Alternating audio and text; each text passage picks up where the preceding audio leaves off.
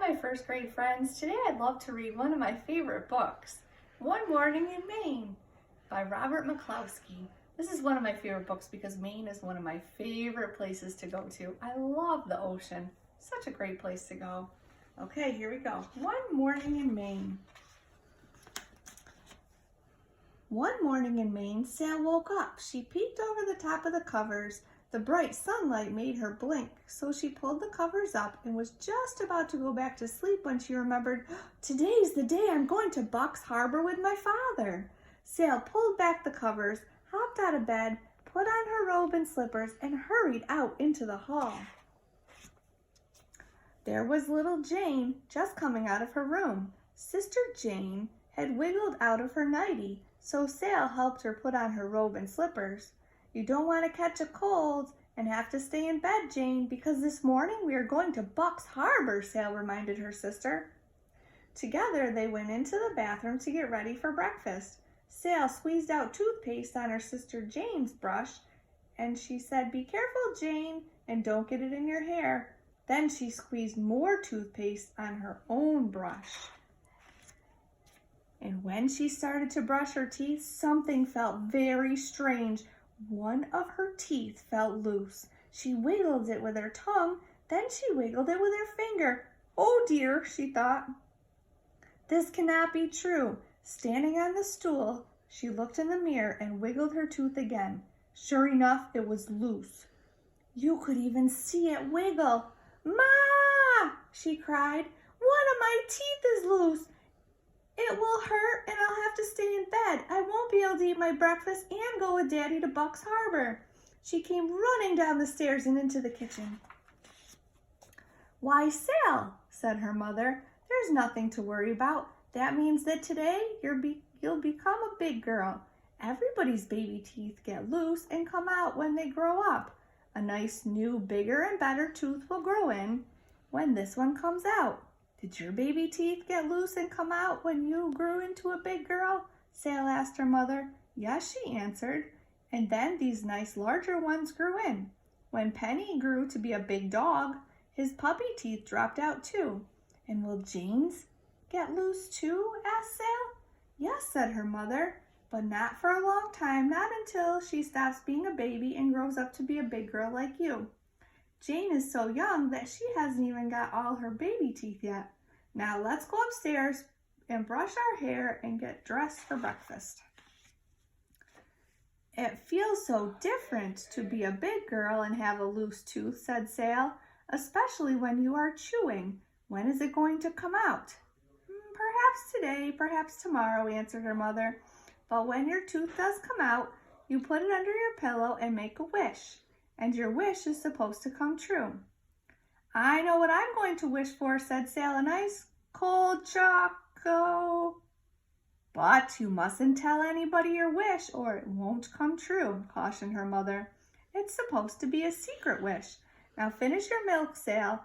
Then you can go out on the beach and help your father dig clams for lunch." "I'm a big girl and I can help him dig a lot of clams fast," said Sal. "So we can hurry up and go to Bucks Harbor."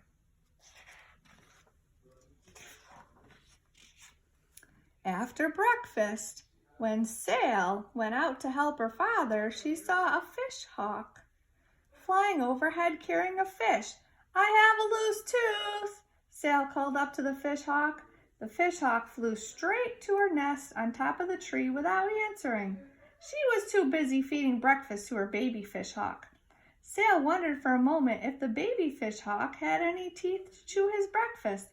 Then she started on down toward the beach, where her father was digging clams.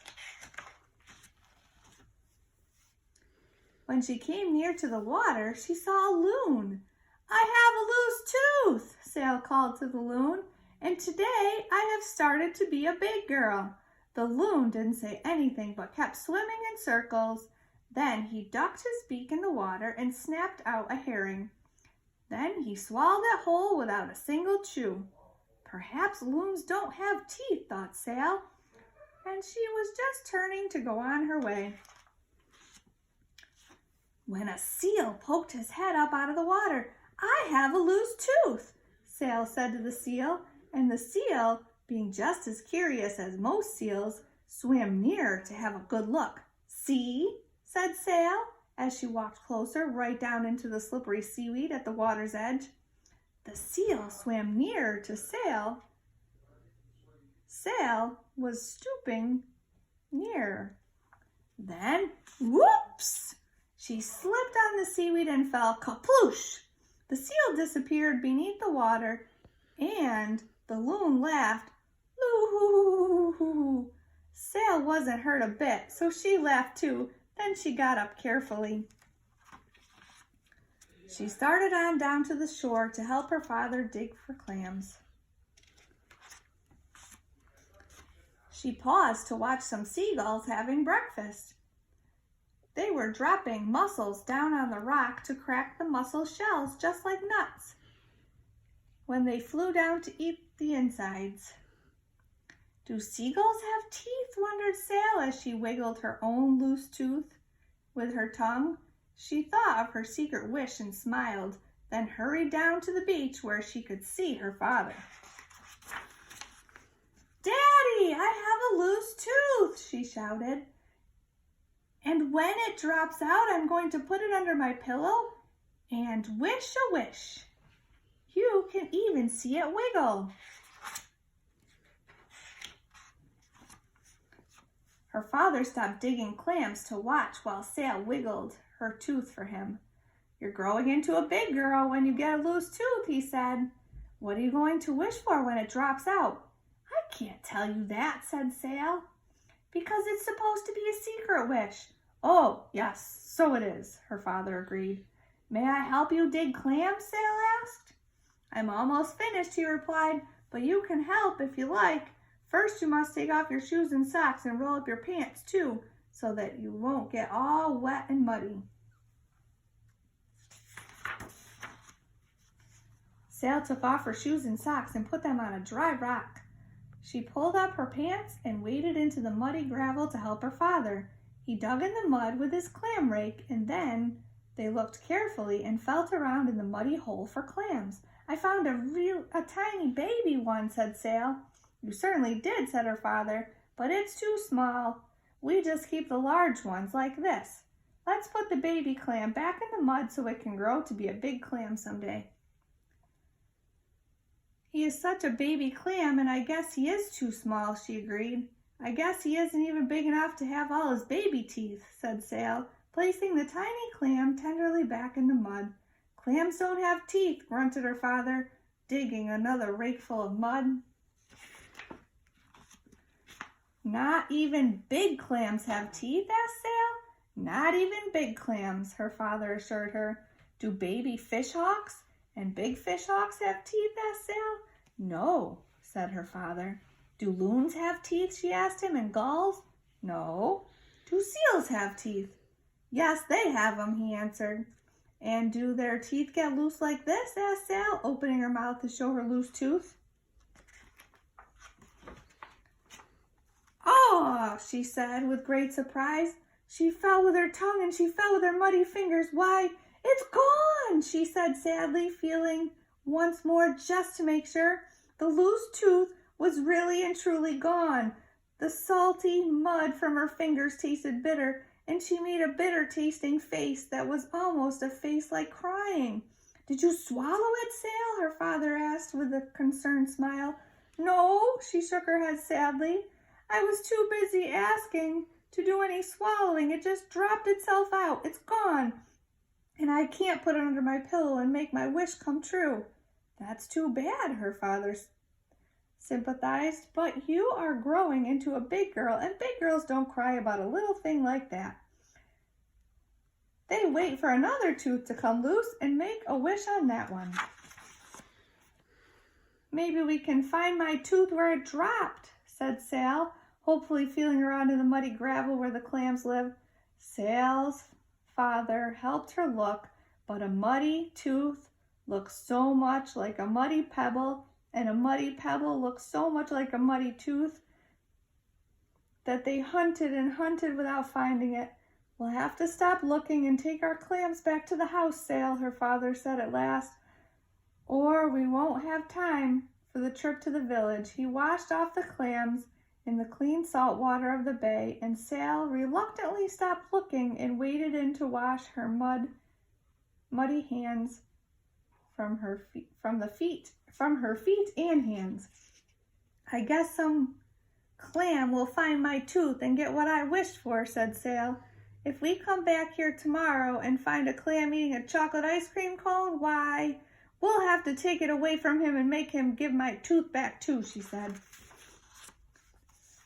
While Sal put on her socks and shoes, her father packed seaweed around the clams to make them moist and fresh. Now let's hurry back to the house, she said, and in a few minutes we'll be on our way to Buck's Harbor in the boat to get milk and groceries. Okay, Sal answered, scrambling to her feet. She gave one last look at the muddy place where she lost her tooth and started walking back along the shore with her father.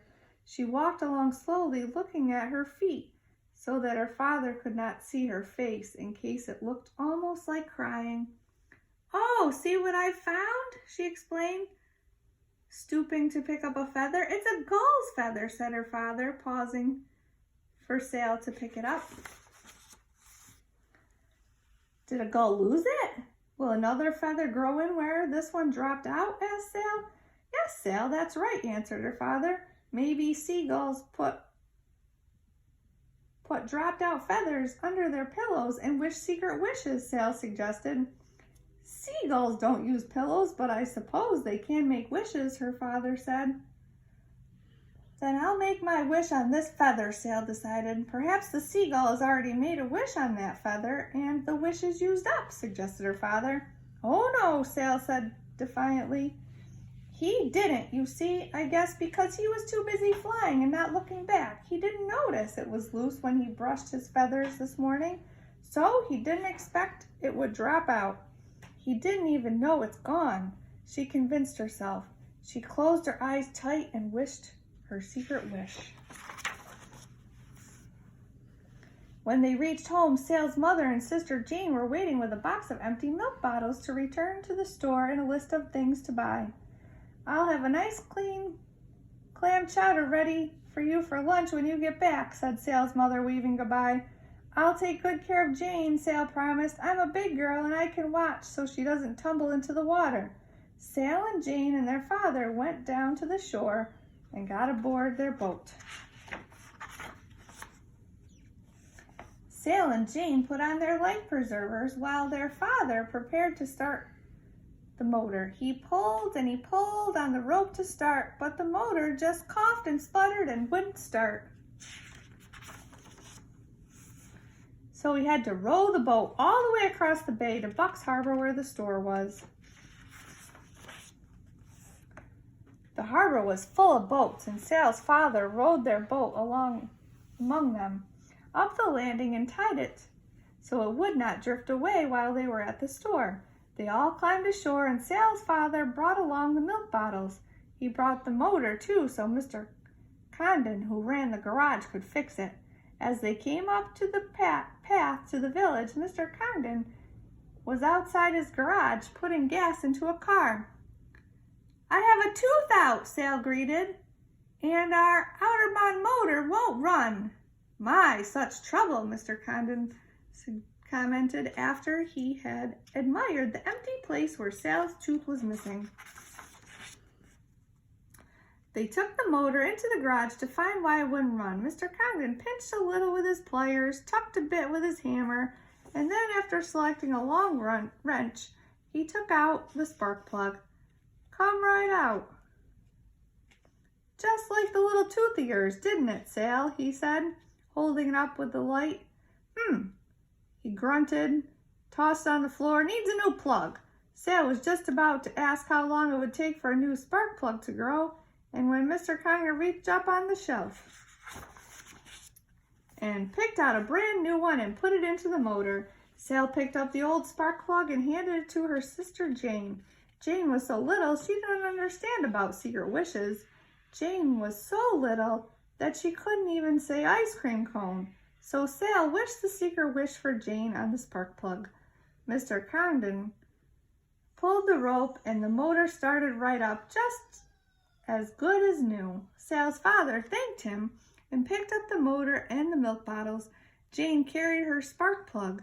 Sal carried her feather, and they said goodbye and walked across the street to where Mr. Congdon's brother kept the store. "Well, look who's here," said Mr. Congdon, who kept the store. "I have a tooth out," Sal shouted, returning Mr. Congdon's greeting. They showed the empty place where the tooth had been, first to Mr. Congdon, then to Mr. Fred Clifford and Mr. Oscar Staples, who had been sitting in the store talking about trapping lobsters and how the fish were biting. "Don't put your tongue in the empty place," Mr. Clifford advised. "And a nice shiny gold one like mine will grow in. But I didn't know soon enough," said Sal, looking confused. "Huh?" said Mr. Congdon, chuckling. "Don't you go worrying about everything these jokers suggest. I don't suppose," he added, opening up his freezer, "that you could eat an ice cream cone with your tooth out." "Oh, yes, I could," said Sal, "and it's supposed to be chocolate." "And this little lady?" he questioned, turning to Jane. "Hers is supposed to be vanilla, so the drips won't spot, and you'd better push it together tight so it won't drip," Sal dictated, because she's still almost a baby and doesn't even have all her front teeth. After Mr. Congdon put the groceries and milk in the box, they thanked him once more and waved goodbye. They walked down the path to the harbor and down the runway to the float where their boat was tied. They all climbed aboard, carrying the motor, the box of milk and groceries and feather, the spark plug and the ice cream cones. While their father fastened the motor to the boat, Sal and Jane finished their ice cream cones. "I want some more," Jane demanded. "Silly," explained Sal, "our wishes are all used up." Then she remembered that she was growing up, and just like a grown-up, she said, "Besides, Jane, 2 ice cream cones would ruin your appetite. When we get home, we're going to have clam chowder for lunch." So my friends, did you like that story? She lost her tooth, just like a lot of my first graders are doing in school, losing their teeth. But she didn't get too sad, and she still got her wish. So I hope you liked my story. Now, the thing I want you to do today is in your journal that I sent you in the mail, I want you on the top part to draw me a picture of your favorite part, and then on the bottom, I want you to write, "My favorite part was." And I would love to see you text a picture to me, or you can bring it to school when we return. Thank you so much for reading One Morning in Maine with you.